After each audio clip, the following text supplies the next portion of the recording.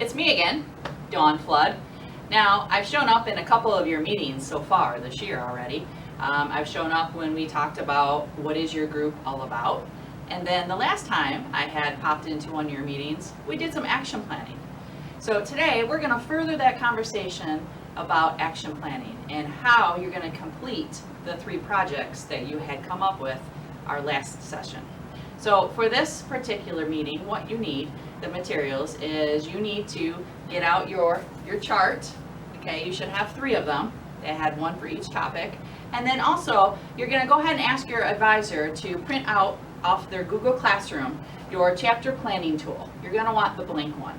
So go ahead and pause the video and gather those items. Excellent. So you got those items. Cool. All right. So to kind of recap, because some of you that are at your meeting today, you might be wondering, what is this Dawn lady talking about? So I'm going to do a little recap. Okay. So you probably remember on our last video session together, we answered questions on this chart. We first brainstormed a bunch of topics that you all were interested and you felt a group like yours could impact and change. You had this great big list. You may have had distracted driving on it, vaping on it, underage drinking, all kinds of stuff. And then your group narrowed it down to 3 things that you felt your group really could focus on in this school year. And so once you did that, I gave you an easy way to start creating an action plan to complete a project. So you created this chart, and on your chart you answered 4 simple questions. You first listed all the things your group needed to do in order to complete that project. Then you broke it down. For question 2, you listed 3 of the most important things that needed done right now. And so one of those probably was permission, because that's like an immediate thing you need to do, right?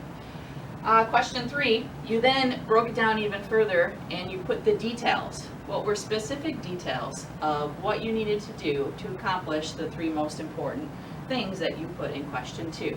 And then the final question was the best question of it all: how are we going to make this fun? Okay, so we are going to use this chart with your 3 focuses, and we're going to focus on just one of the projects right now. Okay, so when I ended our session last time, I had asked you, your homework kind of for your next meeting was to assign responsibilities and tasks. Who is going to do what? That every member needed a job and responsibility. Okay, so part of that task was you probably figured out which project you wanted to tackle first. So go ahead and grab that paper's project. We're only going to work on one right now, and we're going to further plan that project. So go ahead and grab that. Okay, so going into this next activity to help us learn how to use this really cool planning tool that's set up as a calendar to make your life a lot easier and to keep us focused, there's 2 ways that you can do this activity. The first way is I'm going to talk about some guiding questions that are going to help you use the calendar and plug in your ideas and due dates and responsibilities and all that good stuff that you need to know. And so when I explain what these are and we learn a little bit more about it, you either can go ahead and have group discussions about each of the key components we're going to talk about, or another cool way, if you know what a carousel is, okay, carousel is you would write each key component or question that I give you on a piece of paper, and you kind of put them around the room. So if you kind of look at my room here, you know how I have stuff on my bulletin boards? You could have a paper here, and then each one of your members can go around with their marker and write down their thoughts. That's another way that you can do it. So you can kind of decide once you learn this helpful information which one works best for you. All right, so the first key component on this calendar that I want to talk about is this one right here, and that is titled SLS and National Initiatives. So the question I want you to think about for this box on the calendar is looking at your 3 focuses for the year and picking out just one project that we're going to focus on right now. What national initiative does your project fit with? For example, if maybe your focus was suicide awareness, you would look on the national list of suggestions and you would see September is Suicide Awareness Month. So would you want your project to fit and align in September with that national initiative? You don't have to, because again, it's a student-led project, so it's totally up to you. But that's what I want you to kind of think about. Where does your project fit with national initiatives that are already going on? All right, so now we're looking at the box number 2 on your calendar tool. And before I go, you're probably wondering, geez, where are you now, Dawn? In this video, I'm gonna pop up in different places at the SLS office. So it's kind of a tutorial of where we do our work. I wanted to share with you, so you'll never know what kind of background you're gonna see as I go through this calendar with you. All right, so the next one is student-led activities, okay? And so the key here is student-led. That's right, that means you, okay? Not your advisor doing these activities, but you. So thinking about your project and what it is that you wanted to do, you already kind of decided if you wanted to align it with national initiatives or not, and you kind of have an idea of what month you want it to happen. So now we got to think about the activities. And so when you plan student-led activities, there's some things you have to keep in mind.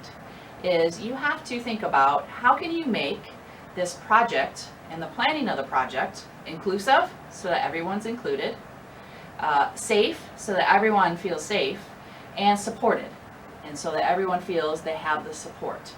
And so I want you to kind of think about that. How can we include everyone, make the activities safe, and have it a supportive environment for everyone? All right, so you're thinking about how can you include everyone, how can you make this safe and supportive, and when you do that, the next question you have to ask yourself is, how will this change your school climate?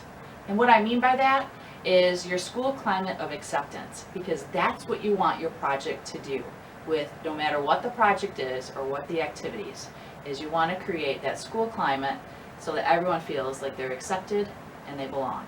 So how can your project do that, and what goals do you want to make sure happen? All right, so now you'll notice I'm in my handy dandy rocking chair. Okay, this is very comfy. I sometimes just sit here and do my best thinking. All right, besides the point. All right, so anyway, back to our calendar. So now we're on the advisor support section, okay? So we just talked about student-led activities, and students, you kind of started thinking about what activities that you can do to build that inclusive environment. Now, when it comes to advisor support, there's 2 ways I want you to look at it. One, advisors, I want you to look at it this way. We'll start with the advisors. Advisors, what is a way that you can support your students to make sure that they're empowered and that they have the leadership skills to make their project happen and to complete their chapter goals? So I want you to think about how can you help the students do that? And also, how can you help your students build those relationships and that inclusiveness that we keep talking about? Now students, I want you to think about what it is you need from your advisors. What do you need from your advisors in terms of support to help you be that leader that you want to be, to help you make sure that your chapter goals are met and that the projects that you want to do and the mission you want to get out there happens? What do you need from your advisor? It's important to think about that and to communicate that to your advisor, as well as how the advisor can help you build relationships, not only with the members in your group, but also the students not in the group, but also your administration, because you're going to need that relationship with your administration to make your goals happen.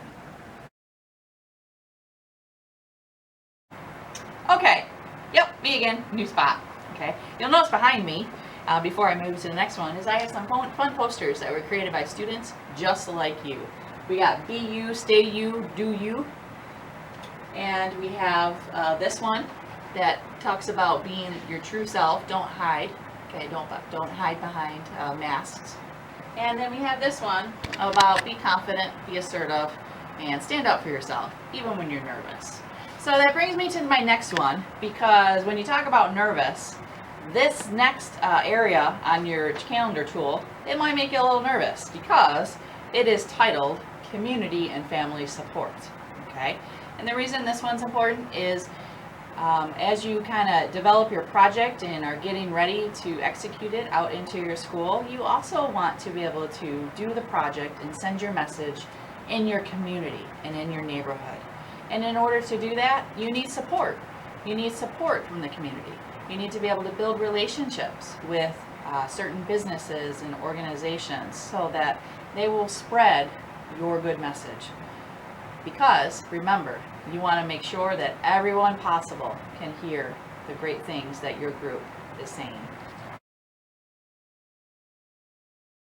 All right, so now we're on our last box, okay, in the calendar, and that is the SLS support. That's right, SLS support. So that would be me, right? Okay, so I want you to think about what are ways that the SLS office and I can support you. What is it you need from us besides what already is listed here? There's some things here that are listed that are automatically going to be available to you that will help you as you plan this project and learn the skills that you need. But particularly when it comes to the project you're planning, you may need something else that isn't here.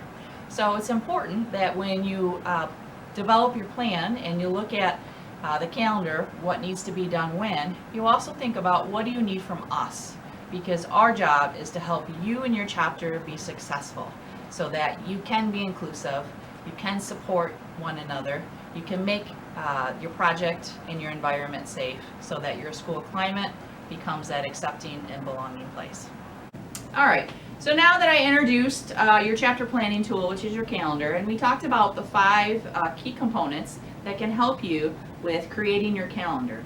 So now what I want you to do is I want you to work together to answer those questions that I talked about. And again, you can do it as a group, as I mentioned at the beginning. You can do it as a carousel to get everyone's thoughts.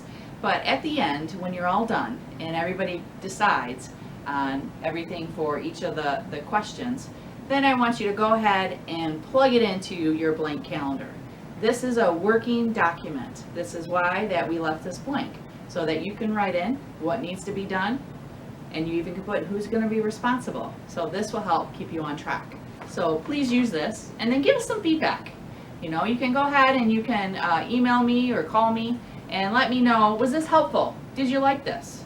Okay? Because we're always looking for feedback and how we can help you be the best SLS chapter and the best leader that you know how. Please continue to follow us on social media, SLS Today. We're on Facebook, Instagram, and Twitter, and also our YouTube channel. Our YouTube channel has lots of videos that will help you with whatever project idea that you're thinking about doing. So make sure you check that out. Again, SLS Today. And then our website, slstoday.org. I can't wait to pop into your next meeting. Till then, be kind, and I'll see you later.